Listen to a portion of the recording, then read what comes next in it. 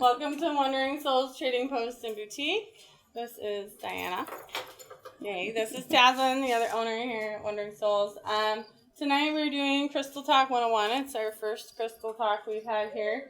Diana is our in-house crystal vendor here at Wandering Souls Trading Post. Her stuff is back there in the store. People seem to love it. People love crystals. There's a lot of different things about crystals to love. So we're going to give it to Diana. Yeah? Thank you for coming. We hope you enjoy it. Have fun. All right. So today, I know a lot of people are interested in the crystal healing and stuff like that. We're not really going to touch on a lot of that today. We may do another class. There are several books that I have as well as books that they have for rent back there that I'll tell about the different things. What I kind of want to go over is kind of the basis as far as crystal care. So I'm going to start by handing this out. I only have 10, so if you're within a family, if you could just share one, but I'll go ahead. And this is what the first one we're going to go over is our crystal care. So I'll wait till everyone has one.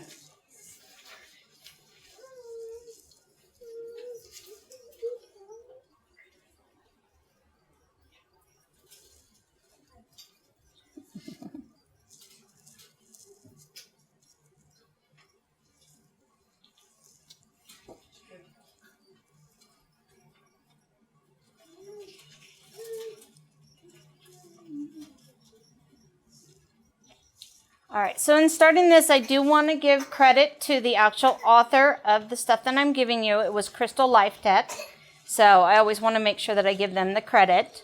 So I'm going to start at the beginning. Crystals are a unique creation of Mother Earth. Each stone is one of a kind. Crystal care differs depending on what type of crystal that you have. Some are layered, while others are clusters. Some are water soluble, while others, such as the amethyst, can be bleached in the sun. Due to all these differences, your crystals deserve attention and care that is beneficial to their distinct composition. How many of you checked out the Crystal Talk event page? So I had a question on there, and no one had guessed it online, but it is, what stone hates the water, hates the sun, and is, as far as like the Mohn hardness scale, one of the more the fragile stones? Can anyone guess? So it hates the water, hates the sun, and it's a fragile stone. Is it the amethyst? It is not. Citrine? It is not. Selenite. Nope, Taz guessed that one. No. So the ones that I have come from Australia. So it is the opal. No way. Yes. The opal does not like to be submerged in water. It does not like being in direct sun. So it will crack it if it gets too warm. So, and it is a very fragile stone. Now, the kind of side note on it, though it hates water, it doesn't want to be completely dry either. So if you have opal jewelry or you have opal that you're storing, take a little piece of wool cloth and spritz it with water and put it in there. It gives it just enough not to dry out and crack and just keep its luster. But do not submerge it in water. It doesn't like that. It's not a pearl, it's an opal. So, and this is another example. It's the fire opal.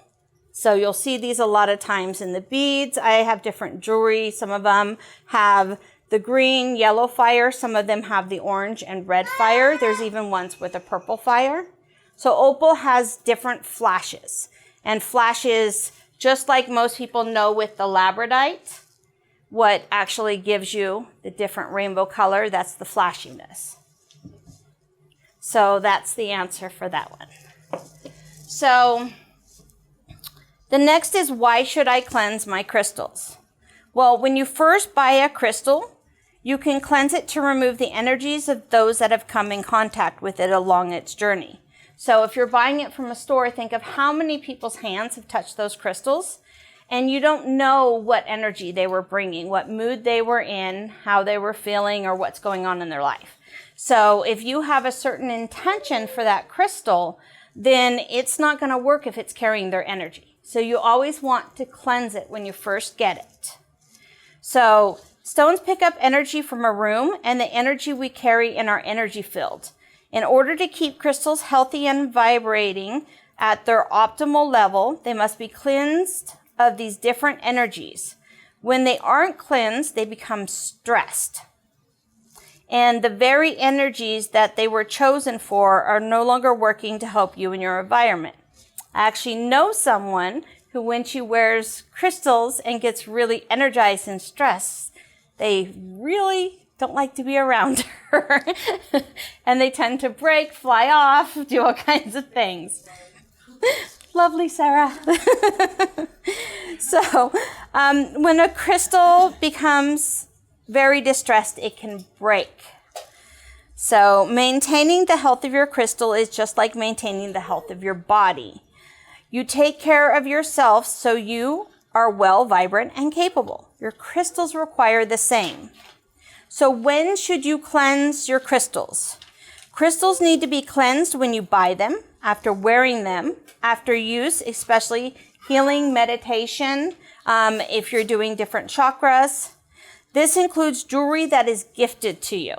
So if you get a necklace with an amethyst or even like a rose quartz, which is great for love, and you want that intention for it to help you find love, then you want to make sure that it's cleansed so that it picks up your intention and not someone else's. So energize them monthly during the full moon by placing them in the moonlight. This can be done indoors in a space that will get moonshine or outdoors. Please make sure water-soluble crystals are not placed outdoor during inclement weather and when a heavy dew is expected, as it can damage them. Now, if it's a crystal that does like the water, add it to your bath. It's going to cleanse it and it's going to absorb your energies and your intentions. But make sure that it's water-soluble. Make sure it likes the water. So definitely don't bathe with your opals. So there's certain ones that don't need cleansing. So citrine, kyanite, azazulite, and super 7. So I have a citrine. Now you may have seen citrine, and sometimes you see them very light and sometimes you see them looking more like the yellow fluorite. The difference is the one that is bright or yellow has been heat treated. So it's been altered. So when you get them clear and light like this, that is naturally what citrine looks like. It does not look like this. This has been altered and heat treated. So kind of a way to know your citrine. If you're looking for quality, you want a light citrine, even though everyone likes the pretty darker ones. So, all right. Now, clear quartz and carnelian cleanse other stones. So, most of you know the clear quartz, very common of the crystals, pretty known. So this is an all chakra cleansing. So it's a great starter crystal if you've got someone that's just starting their collection and they want to start with a base or one that kind of fulfills multiple intentions or can do the cleansing, then you want the quartz. So it's a good one. And the quartz comes in clear quartz, smoky quartz, and then there's the rainbow quartz. Do they all like the moonlight? All stones, all crystals like the moonlight. Does it So, matter? yeah, because the moonlight is not having that heat and that UV ray. It's the UV rays that they don't like. So, and kind of a side note, because I know it's not covered in here, about UV light. Certain stones are really fun under UV lights.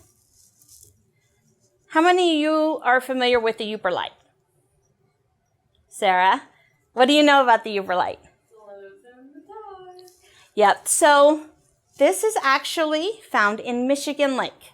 So the people in Michigan, and I was actually educated by the people, the Upers of Michigan. That's why they call them Yoopers, because Yooper light can only be found in Lake Michigan. The fun thing is it looks kind of like cement, granite, kind of a boring stone. Let's see if my light's good. Until you hit it with the UV light. And then the fire orange comes out. So it's really good, especially fish tanks that always have. A lot of my customers buy these, and when I have the schools and stuff, they put them in their fish tanks. They're okay with water. They don't mind it, of course, being found in Michigan Lake. And then on top of that, when it's under the UV light of your fish tank, it's always going to be fire. So I get sometimes in dragon heads and skulls, hearts, stars, towers. That's commonly what they make them in. Another one, and this one's not quite as bright, but ruby zoisite. The ruby does a hot pink under UV light. So it's another fun one. I couldn't find the pair of earrings, but I also had uranium. So many people are familiar with uranium. Some people may know the lipstick story of the women who used to paint the Timex hands that glow in the dark. And they used to paint their lips so they could go home to their husbands and glow in the dark. Now, toxicity. It is very toxic. All of them ended up with cancer, unfortunately, because uranium causes cancer. But it does glow lovely, so if you get it in the stone or in beads, it's very beautiful. If you get the plates, just do not put it somewhere where in liquid form or try to consume it. But a lot of stones are like that. So that's kind of the side note on the UV. So, where do we end? So with the clear quartz and the carnelian, and I didn't have any carnelian to bring this time, they cleanse the other stones. So these two work well with delicate crystals or frail stones. But they may need cleansing after they are done helping their crystalline friends. So like the quartz that is more of a hardy one, put it in the moonlight or throw it in your bath. Same thing, you can cleanse. That's one of them, the quartz that you can cleanse in your bath. So, or in your sink or wherever, but you want to make sure that once you use it to cleanse other stones and stuff that you cleanse it so it doesn't hold on to, because it's going to absorb that. So of course you don't want that the next time you're going to use it. So, all right, so how do you cleanse your crystals? So another way to do it is smudge your crystals with smoke of white sage or by passing it through the smoke of incense. So this is smudging. So you light the sage and of course it smokes. So a good thing is you could use it for your crystals. If you move into a brand new home, way to make sure that the energies and everything that's there, make sure that you smudge the house. I always smudge every corner with a cross and say evil will not lie here. And then I just go through and do everywhere on my property or in my house that has a corner. I smudge every corner to make sure, just that the energy is clear and so that the house is free to start with my new energies. So, but smudging works the same for your stones. And this is a cool rainbow one. They sell them here. They have a bunch of different variety too of them. So crystals that have been heavily impacted can be buried in the ground. So if you have a stone that you were having, going through a divorce or a death in the family or something, heartbreak or anything that was really heavy, really traumatic, and you use your stones to level you out or, level your chakras or cleanse you, burying them is the best way. So that way it makes sure that all goes in the ground and it stays in the ground and it stays put. So just be sure to place an upside down flower pot or marker over the area you have buried them so you can retrieve them. You don't want to dig up your whole yard to find out where you put that quartz. So just make sure, just like you would, with those hidden keys for your house, you want to make sure it's somewhere you can locate it. So does the burying in the ground cleanse it, or should you leave it there? Like my moonstone tower that rub, should I bury that and leave it? Or bury it? What I would do is, if you're burying it right before a full moon, bury it until the full moon is over. Okay. So, and then you can retrieve it because it's then been double cleansed. So then you're good. So, yeah. This practice is good for 3 days to a week.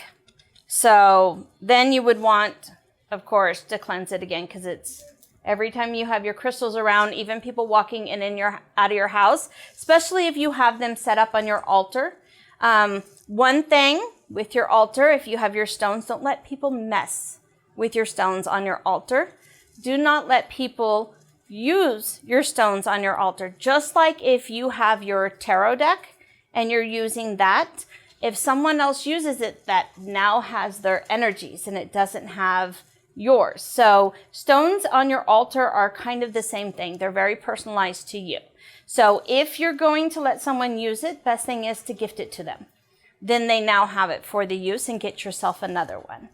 So, or cleanse it after they're done. So, all right.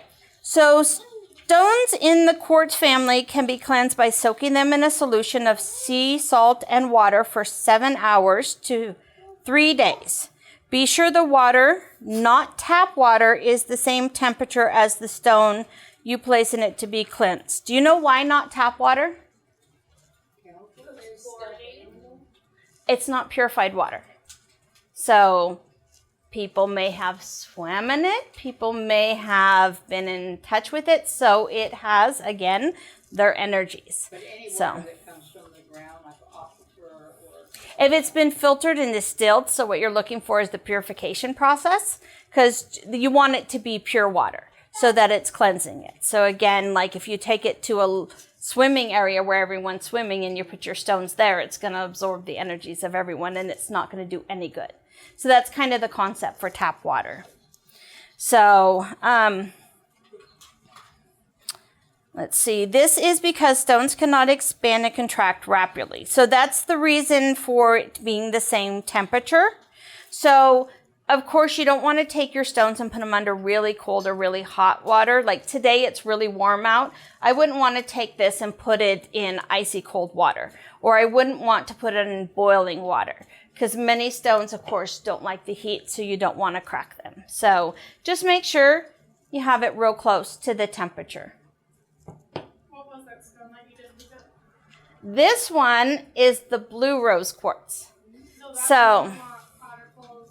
yeah, everyone knows the pink rose quartz. It also comes in what's called blue, which has more of a blue hue. But they're both do the same as rose quartz, which is known as the love stone.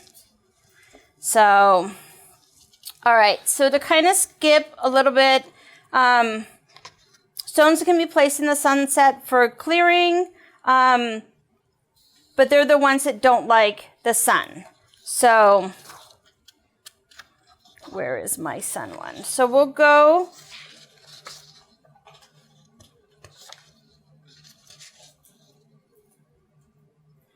So also, if you see this page, it's going to go through the same list if you kind of want to see them separate. So the ones that fade in the sun or don't like the sun are the rose quartz, which would consider both of these. So both the rose and the blue quartz. Amethyst, which I don't think I had any amethyst other than a pendant, so I didn't bring amethyst, but everyone knows purple amethyst. It's a pretty common one. Smoky quartz. So smoky quartz, just like the regular quartz, but you can see the difference. It almost looks dirty. So that is your smoky quartz. And kunzite. Kunzite is kind of a pinkish stone. I didn't bring any of it, but it looks a lot similar to the pink in the polychrome jasper. That would be the color of the kunzite. And different types of sapphire, fluorite, beryl, citrine again, aquamarine, which is your blue stone, and aventurine. This is green aventurine. It's one of the most commons. Used to be they made everything in jade, which was green. Now they've been making a lot in the green aventurine. So they look real similar, but they're both a very inexpensive, cheaper, more common stone. So, and then side note on the fluorite, since we mentioned that, I brought several. Most people, when they know of fluorite, they know this. That's the fluorite. So fluorite comes in several. This one is the feather fluorite. I think I have one in the case, but not here. There's the fingerprint one, and it actually looks like it has a fingerprint inside. This is a silky fluorite. And then, that's not, where's the other one? This one. This one is a sphalerite, which is going to have a lot of the same makeup as the fluorite. So when you're handling, you want to handle it close to the same. And then this is another silky fluorite. So you'll see they come in different. There's other fluorites like the yellow fluorite. And one of my favorite that I don't have is the watermelon fluorite. It's usually the one that you see that has the bright purples and pinks and blues and the very vivid colors. So that's usually the watermelon fluorite. So, all right. So it says, some prefer to bathe their crystals in the moonlight during a full moon. For this occasion, give a quick bath. Make sure your crystals can handle water first. Now, even though they don't like water, doesn't mean you can't take a damp towel and wipe your crystals off. It means don't put them in, directly submersed into the water. So, salt water is one of the best ways. At a safe temperature, you set your crystals out after sunset and let them stay in the moonlight overnight. So again, this can be done indoors, in a windowsill, outside, wherever they're going to get the direct full moonlight. They can be cleared by meditating upon them and having a focus on clearing any energies that is not beneficial to them. Reiki energies can be used to cleanse crystals. Crystals can be placed in dry, clean, coarse sea salt or clean brown rice for up to 24 hours. Do not use the coarse sea salt in a humid condition, though. Because just like anytime you put salt and it's humid, it gets that white kind of frosty look. So it's going to do the same with your crystals. So place your crystals on another large crystal that acts as an energizer. At Crystal Life, we have a large piece of selenite. A lot of times you'll see crystal charging plates, and they're always made from selenite. Selenite is able to charge and re-energize your stones. So that's one of the main known uses for selenite. All right. So again, at Crystal Life, they have a large piece of selenite that they help clear different gemstone products. They usually leave them there for 12 to 24 hours. All right, and so there is a simple care guide, so I'll let you guys kind of read over that to kind of get some more of the information. We covered most of the ones that didn't like the sunlight, but now we're going to talk about the ones that don't like the water. So selenite is one of them. And one of the reasons that selenite doesn't is because it's a porous stone. So you'll see up there in some of the cabinets, I have done painting, oil painting, on different selenite slabs, like this one. Now, even though it looks really cool with the oil painting on it, they take a month to dry. The reason for that is it's a cold stone and it's a porous stone and it absorbs humidity. And so it's really hard for the oil paints to actually dry with always having that little bit of coldness and humidity. But it does eventually dry, and then I'm able to seal them, and it makes beautiful. I've done one of the Culver Homestead, and then I've done a few ladies with dragons and stuff. So, but that's kind of a cool thing about selenite is you can paint on it, but make sure you've got plenty of time for it to dry. All right, another one is the lepidolite. So lepidolite can look a couple different ways. This is one of the lower quality lepidolites, where this one would be considered a higher quality. So a lot of times when you get the darker in it, it's higher quality. The lighter is actually the lower quality. But it does not like being in water. So that one you would want to towel dry. Fluorite is another one. The different fluorites I showed you, that would also be consistent with sphalerite. This is a sphalerite. And these are also sphalerite. So if you see one that looks like the frost like this, but it's white, that is a puffy light. So, but this one is a sphalerite, and then this is sphalerite with garnet, different garnet pieces. Is the two you just picked up, are they what comes before this clear one over here? So this is the raw. So that is a raw crystallized form of it. Just like you have agates that get drusies, this would be the druzy part of the sphalerite. So that would be like the pure druzy, where this would be more like the pure stone part of it. So I have a question about, in the desert they pick up pieces that are like maybe this big around and they're flat and they're called roses? Desert rose. Desert Yes. rose. Are those crystals or are they rocks? Or are they somewhere in between? They're more of, like you would think of a kyanite. So they're more of a formation. If you've ever seen bismuth, it always has those little pyramid and it's rainbow colored and stuff, and it's in the salt or the arsenic family. So a lot of stones, it would probably be close to that, the stones that they grow. It's more of a mineral. Yeah, so more of a mineral formation. So, all right. And so I don't have the Larimar. I do have the lapis lazuli. A lot of people know the lapis lazuli. Another side note, lapis by itself is okay in water, in perfume bottles.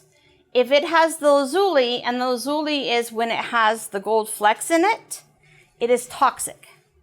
So a lot of times they sell those little pens with those little squirt perfumes. Make sure it is pure lapis and not lapis lazuli. Lapis lazuli, when it's put in water, alcohols, things like that, becomes toxic. So kind of a side note on that one. All right, hematite. I don't have any hematite, but hematite is the one that looks like a gunmetal color. And a lot of types of magnetite or hematite are magnetic. So a lot of people have probably seen those with the magnetic bracelets. Obsidian. So this guy is black obsidian. Black obsidian is one of the best for carving. A lot of the carvings I get in black obsidian because it's the easiest to carve. So, and they also have, this one is a golden sheen obsidian. And then there is a glass obsidian, which we have a lot of obsidian here in Central Oregon. So Glass Butte has a lot of glass obsidian. If you ever go up there to get some, make sure you wear boots because it is like glass. It will cut you. Don't take your pets and wear boots. It will cut your feet. So again, the opal. We talked about the opal, how it didn't like water, sun, and it was one of the more fragiles. Rhodonite is another one. So it doesn't like being placed in the water. Sodalite, which I have in a sphere. So sometimes with the sodalite, you'll have orange patches, kind of like the sunstone, the fluorite sunstone over here. And apatite, which, side note, is good for the appetite. So I don't know if that's why they originally called it apatite or if that was a happy accident. But it actually, that's one of the things, if you have digestive issues, then apatite is really good. Apatite comes in green and blue. All right. Chrysocolla.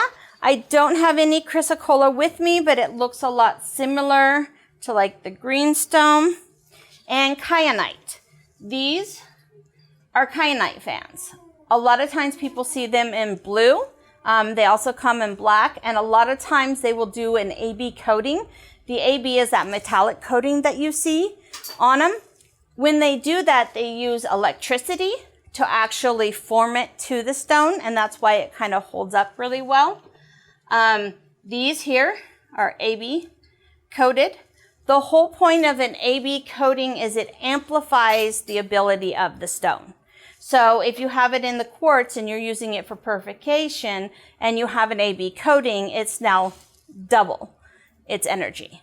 So that's a lot of the reasons that, and some people, they like their pure stones. Some people like the coating. So, all right. So, and these stones are all 5 and under on the Mayer hardness scale. We're not going to go through this, but I am going to hand it out. And kind of to tell you a little bit about it, and if you guys want to hand these out, it has kind of goes through how to test them, the different ones. I thought it was a really nice information on that. But kind of to let you know, the hardness is kind of just as it is how hard the stone is. They do sell kits so that you can do testing. Scraping and stuff. There is information on here on how to make your own little kit when you go out. You can use fingernail, copper sheet, nail, glass, knife blade, steel file, streak plate, quartz crystal. Because the quartz crystal is higher on the hardness. So those are some different things you can take with you. And sometimes a lot of the use for the hardness scale is to help you identify the stone. So because if you know how hard it is or how soft it is, it'll help you kind of find out what category. A lot of the Native Americans will take the softer stones so that they can do their Native American carvings. I have a friend who actually lives in Montana, and they have little huts that they do vacationing, and it's over there on the reservation. And so she had one of the gentlemen make this for me and sent it. But they'll do that a lot on the softer stones. So for their storytelling. All right, so Herkimer diamonds. So they're a lot like a diamond, but not as expensive. But they're very nice, but they're also going to be higher on that, of course, that hardness scale. Because just like diamonds being one of the hardest stones, so is the Herkimer diamond. So I love making jewelry with them.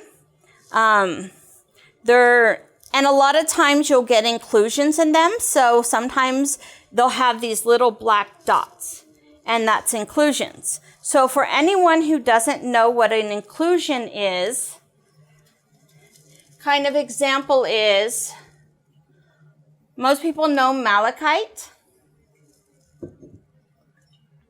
So we have azurite. So a lot of times stones will form simultaneously. So this one is a malachite azurite. So when it's a quartz and it forms around, you get inclusions. Because whatever was there before, a lot of times garden quartz, moss agate, ocean jasper, that's why they look like they have worlds inside of them, because they have worlds inside of them. They formed around moss and different types of inclusions, and it's now become part of the stone. So I love garden quartz and moss agate, if you get the good ones, because it looks like a whole little fairy world. So they also call it fairy quartz. For the same reason. Yes, because it does look like a fairy garden in there. So a lot of stones can form together, sunstone and fluorite. So sunstone, and this is the sunstone, I believe, that comes over by Pakistan. It's not the one in Oregon. Oregon is known for its sunstone, but the Oregon sunstone, of course, looks a lot more yellow, like the citrine, or a lot more like honey. Where the sunstone that they have over there is much more of an orange color. But this is where fluorite and sunstone have come together. So I get a lot of stones. Conglomerations are where a whole bunch of stones have formed together and they don't know what to name it. So it's called a conglomeration because it's a conglomeration of stones. So that's kind of a little bit about the hardness scale. But again, I give you the handout. I'll let you kind of look through it. If you're going out and actually foraging for your own stones or you want to identify, this will help you in that. If you're just a hobbyist in collecting, not always necessary to know the hardness unless you want to know if your kids are going to throw it and break it. So, all right. So we covered the water.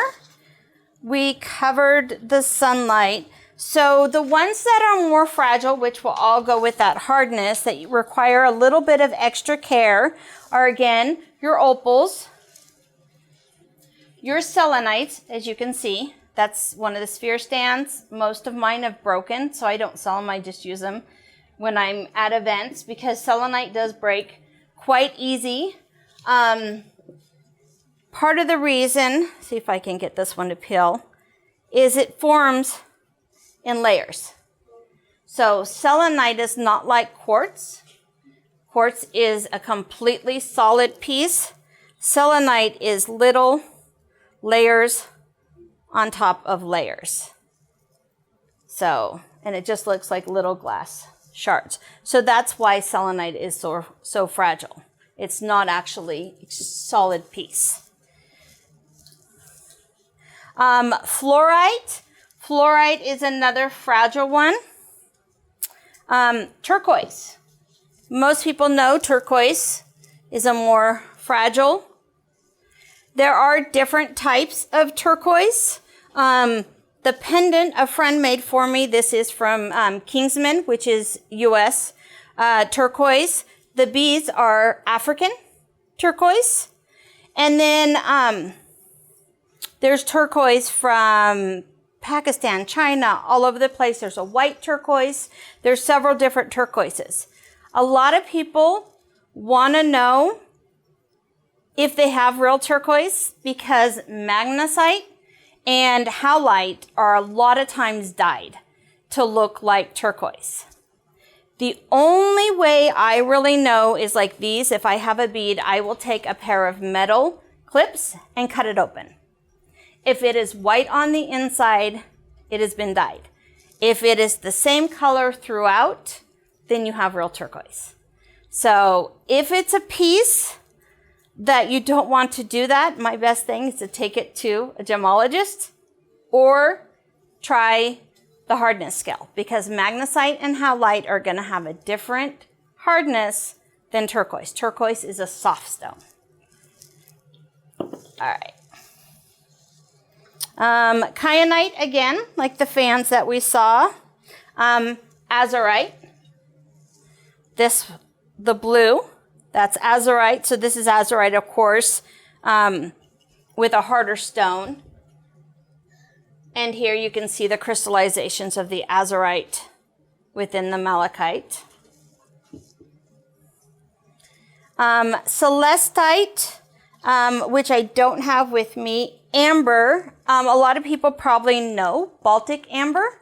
A lot of times it's the ones that have inclusions of insects, really known for forming because over top of bees or scorpions, and you'll see the necklaces that they have. A lot of times they have the fake ones, so that they'll do. There's also an amber calcite. I don't know if I have any here. I think I sold the rest. Did you buy my last one, Sarah? Probably. I think you did. Yeah, so it has the honey color of the amber, but it's formed almost more like quartz. It comes in kind of like the kyanite fan. So it's formed more like that, and that's the calcite part of it. All right, and any crystal point. So if anyone wants to know what's on the tip and why I have that, because I do so many events and I go from place to place, this is the same type of putty that you would put your pictures, the commando, that gum that you would put your pictures on the wall so it doesn't damage it. It keeps those points. see if I have one that's gummy. This one, it's a good one. Nice and sharp.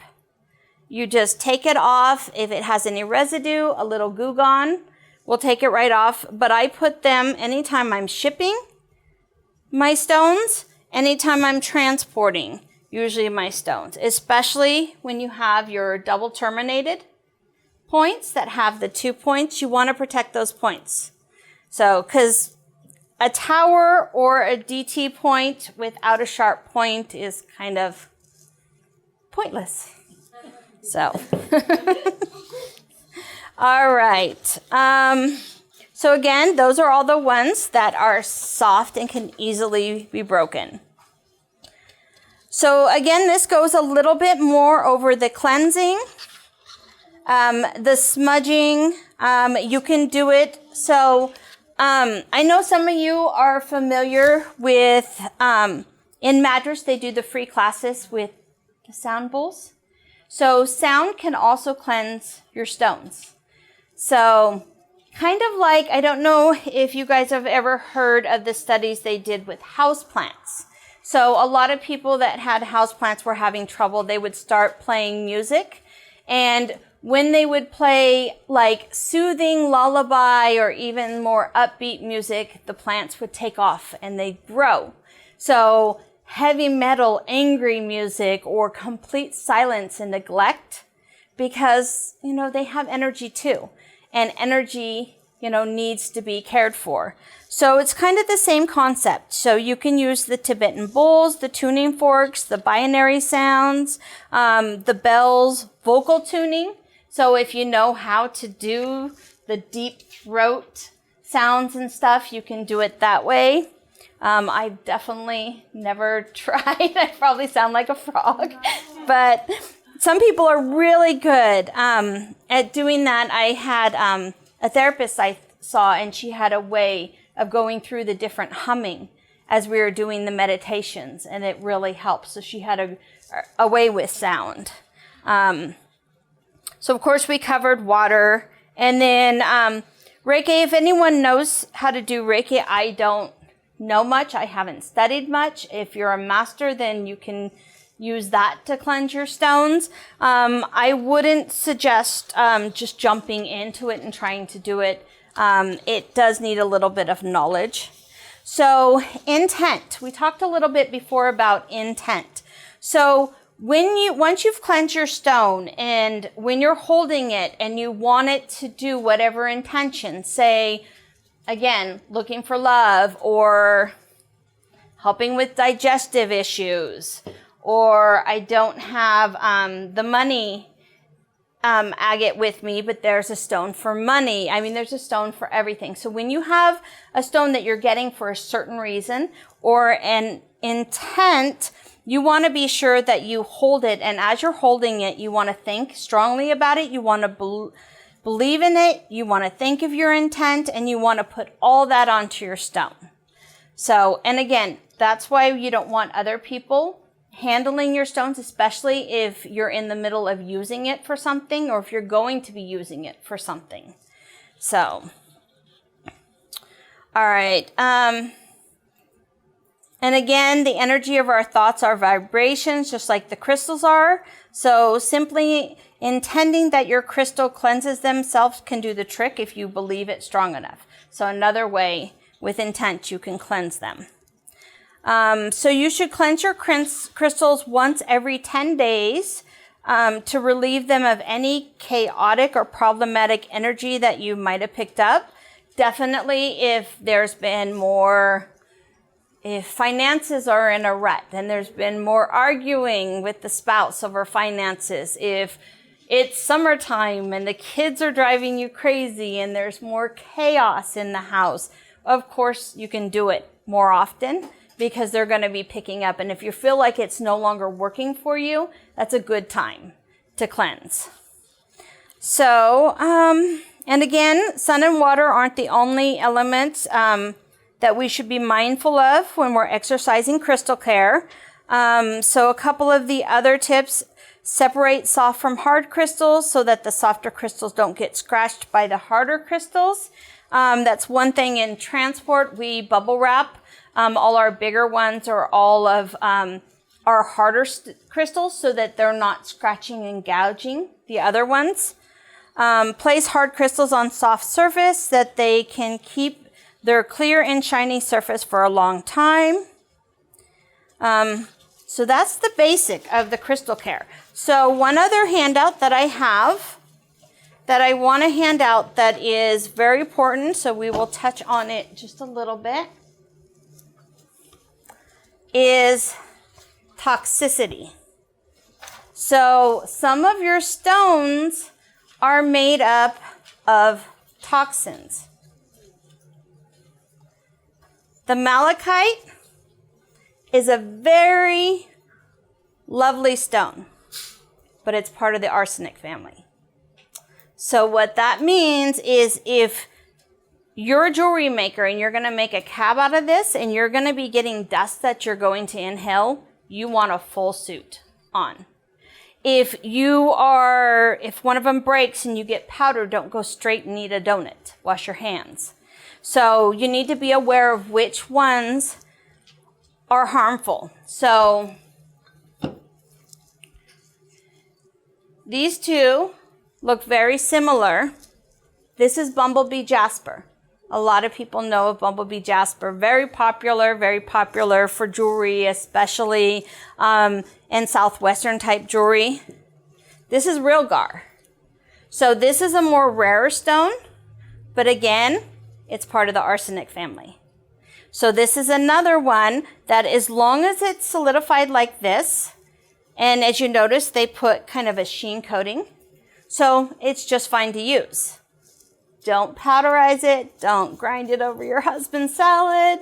None of that stuff, because it is part of the arsenic family. So same thing, of course, a lot of people know asbestos. So there's different stones that are part of that, part of the arsenic family we covered. Some stuff may have organic material. I have some dinosaur bone beads, and the holes were too small, and I'm like, oh, I'll just drill out the holes. Well, before I started, I thought that may not be a smart idea, because I have no idea what was going on back then that we haven't been immunized to. So I'm like, full safety gear. My husband has the lovely, I look like, an alien in my whole filtered headset, but he's an HVAC tech, so he wears, especially when he crawls under certain houses. So he has the whole getup. So put that on, even though I'm just doing a small drill. And most of the time when you're drilling your stones, you want a diamond bit, and you want to do them with a little bit of water flow, because as the drill bit heats, it can crack and break your stones.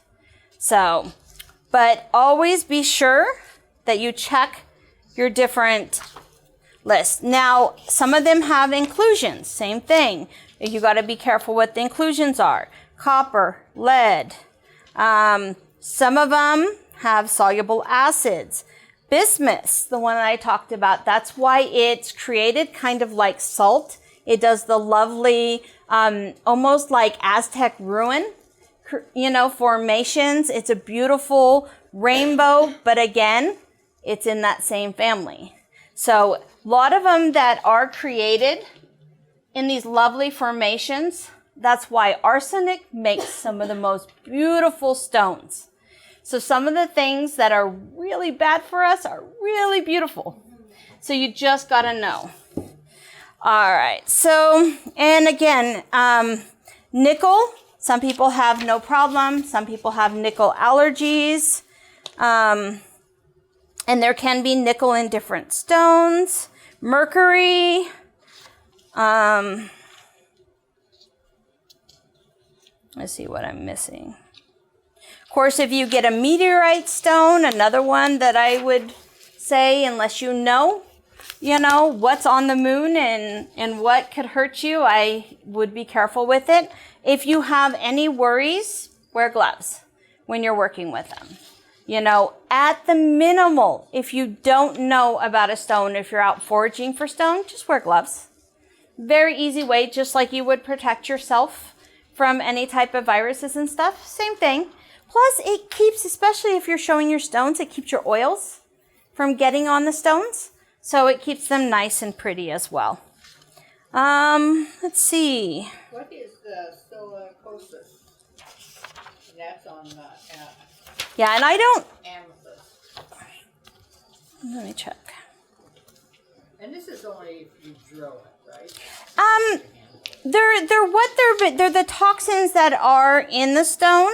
So, like some of these, they say water soluble, some soluble in acid. So it's different ways that they can react. And again, like some of them says as a powder. So most stones in the actual stone form, as long as you're not putting them in your mouth and stuff like that, they're pretty safe to handle.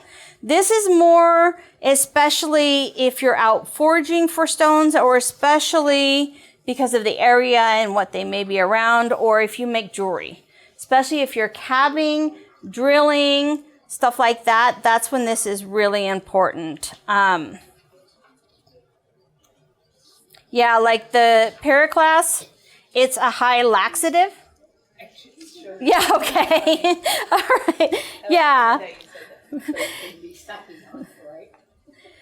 Yeah, and so a lot of these, as you see, if accidentally swallowed. So a lot of this thing is, if you're not sure on a stone, keep it away from small children, which you should do anyways because they can be choking hazards. So under the R's, you'll see again Realgar, the one that we talked about. So arsenic can react dangerously if accidentally swallowed, but most of us don't intend to swallow a tower. I don't know that I could even swallow. So, and then uranium. I was kind of discussing how pretty the uranium is and the whole idea of the lipstick ladies. If you haven't read that book, it's actually kind of an interesting story about, working women and the hazards and all that. But yeah, it's just really being careful. So definitely look through these, study them a little more. So the basis for today is really that. Knowing how to care for your crystals, knowing which ones can be dangerous or cause harm. And again, if you're looking to find out what kind they are, the hardness scale, just like we would do if you don't know if something is glass or quartz or diamond, the testing. So it's another way to test your stones. Any questions? I know that's a lot of information, which is why I was hoping to give you the handout so you can kind of go back and check it out again. So what's your background? So my background is about 5 years ago. Before that, I was making stone jewelry. I started buying a few pieces of stones, and I just fell in love with stones. And every time I thought I had a big collection, I found out there was 100 more stones I didn't have. So I am one of those, I'm very information based. I need information, so I want to know everything I can about everything, which I am definitely kind of, to let you know, I'm more of a hobbyist, so don't take me as a gemologist. Do not have a degree. I know what I know from talking to people, learning and studying. So, but mainly I'm a full-time artist. This is kind of my side gig. So is there anybody around here that I have found something on my property that it is only about the size of my hand. It feels like lead. It is so heavy, but inside where you scratch it, it's pitch black and sparkly. But it's the heavy. I've never picked up a stone. That was what made me want to start. It was so heavy. Yeah, and there's different ones. Most of them that are black are generally within the obsidian class, but there are other ones. The best way, if you're on Central Oregon Rock Hounds, there's a few different Facebook sites. They're great if you post pictures. Best to post a video. Sometimes pictures don't pick up the best. So in the morning in the best light, take a video. Different angles, flashiness. Central Oregon Rock Hounds is one of them that I follow. There's Southern Oregon Rock Hounds. There's a Primeville Rock Hounds. There's a few different ones, and they're usually very nice. about asking. You will run into the ones that think it's funny to tell you it's a stone, you should know, blah, blah, blah, but you're going to have those people. So just wait for the next person. You know, you can hide comments on Facebook, so. I have a question about like moonstones. Yes. That change color in the moonlight. I want to know more. As far as, because What am I looking at? I mean, is moonstone enough clarification? I'm talking about purple rock. When you put it out in the moonlight, it gets more and more purple, and throughout the month, So it increases in purple. that's the flashiness. So that all has to do with reflection, light reflection. So kind of this, Absorbing the moonlight. it's reflecting. Okay. Yeah, so like this one is your gray moonstone. So when you're seeing that, it's that reflective ability. You've got your peach moonstone, same thing. Most people know the white moonstone. So they reflect without moonlight. Yeah, they'll reflect in any light. They're just picking up light. So they like moonlight, but they're just picking up light. And then you've got like the black. One of the most common flashers that everyone knows is the labradite. So, but it's just light reflection. So, and kind of the same way with the rainbow quartz. The whole thing with the rainbow quartz, why you can see the rainbow, is it's naturally cracked. And so that cracking in there is what's allowing it to make a rainbow. So it's all about light reflection, light refraction. So I don't know a ton about it other than the general basis of refracting and reflecting. So What is the blue one at the very end around here? this one, Yeah. this is your soda light. This is one, this one doesn't have a lot of the orange. A lot of times when you see it, it's going to have that oranginess in it. The higher quality has more orange.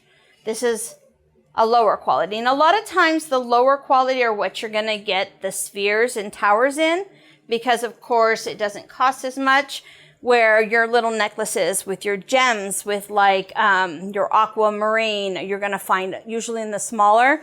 You can find them in big, but nothing I can afford. So, any other questions?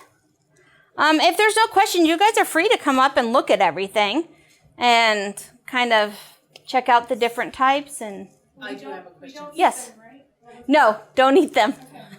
So how, like, citrine is my birthstone? Yes. Okay. And I never knew about the white one. The natural compared to the natural, heat treated, because yes. I've only known about the dark one. Which is So what you, how yeah, do more they- common. How did they determine what, I mean, is there a significance as to why November babies are citrine versus, I believe it all has to do with constellations. Yeah, it's more of the basis of astrology, horoscopes, constellation. More of all that has to do with all the birth dates and all that. Yeah, the properties of the stone. I can. Wonderful. Yeah, because I'd love to do another one where we dive a little more into what they do. Because today was the basis on how to take care of them, how to recognize them, how to keep them safe. But definitely, and I know they have some books that they check out. This one I got on Amazon. It's a good basis for crystal healing to kind of tell you.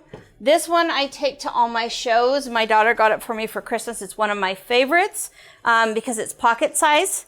And so you can look it up by the stone, or you can look in the back, the intention. So if you're, let's pick out, for example, happiness. If you want a stone for happiness, then you are going to go with green terralite, and I can never read this. I'm actually old and blind. Rainbow garnet, stillmanite. So those are the ones that you would go. So then you would take that, and it'll tell you what page, and you'll go look, and it'll tell you what the stone is about, how it helps you, what it's made of, its intentions, its uses, its pairings. That's really good. Where'd you get that? My daughter bought it for me for Christmas. Oh, I'll have to ask her. Please do. I love it because, I mean, it could go in your purse, you know? And yeah, it's wonderful. And definitely you'll want to check what stones don't go together. You'll want to check on certain stones, like opalite is man-made, but opalite is also an entry. So if you're having negative energy around you, or, you know, any type of darkness and stuff, you don't want to be wearing, you know, opalite or have opalite around you, because it can allow it in. Now, if you look at shungite, it's an EMS repellent. So it's actually going to protect you from all of that. So, What is that? shungite. But if you put shungite and opalite together, they're canceling each other out. So it's not like the shungite is going to it'll make the opalite not allow it in, but then you don't get any of the benefits. They cancel each other out. And some of them do not like being together at all. And yeah, it can be bad. Yeah. So Crystal Talk 101, hopefully, Yep. will be happening again. Further topics will be pairings, crystal properties, Crystal grids. crystal grids, different ways Yep. to use your crystals and what to use them for. We do have quite a few, I think, books on crystals back there. That's a rental section.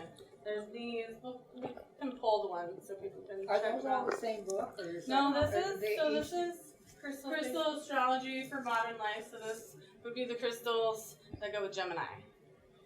And this would be the crystals talks for Is it Sagittarius. by birth sign? By birth sign. So different crystals are associated with different zodiac astrological signs. And then they have different properties. They're used for different things with intentions. Different intentions, you're going to use different crystals. So do you sell like crystals here? Do you purchase? Yeah. I mean, Yeah, most of pretty much the majority of the stones in here. So Yeah, all of them are for me. Yeah, we're a trading post and boutique, so about 50% of the items you see in here are actually vendor items. So do you have access where you buy it and you can put it in the store? Yeah, so if there's something that you're looking for, you can definitely let Sarah and Taslin know. I either have it on hand or can get it. So. Yeah, we can figure that out. She's even done custom necklaces. We had yes. a gentleman come in. He wanted a Merkaba, right? No, Triskel.